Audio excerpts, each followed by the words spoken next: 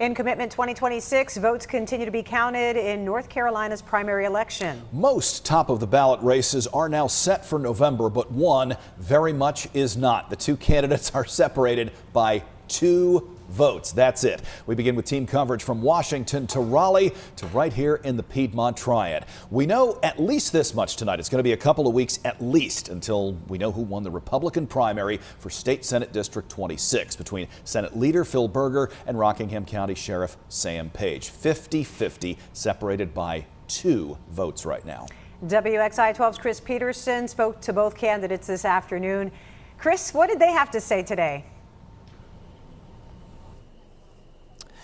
Well, Christine, this race has played out like a heavyweight fight, and with provisional ballots left to count, the final bell hasn't sounded quite yet.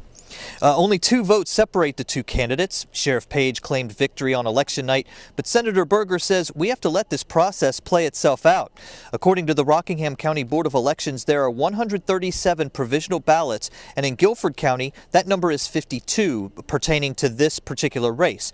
Those votes will be verified and then counted on Friday. Now Sheriff Page is asking questions about the integrity of this election. He wants to know why the Rockingham County Board of Elections was closed today, leaving voters who filled out provisional ballots no way to come in and show their IDs.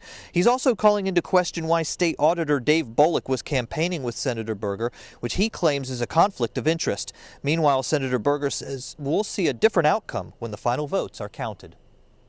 He can endorse who he wants to, but when you're out to campaigning out on election sites with the candidate, and that's what's brought to my attention, he needs to recuse himself.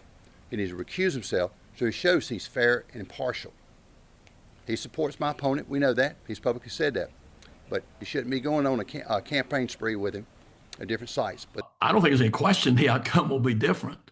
Because if you've got 200 plus in Guilford, and let's say there's half that many in Rockingham, so another 100, you got 300 ballots. I mean, clearly you're going to have an outcome that is different than a 2-vote margin. I mean, it could be a 2-vote margin.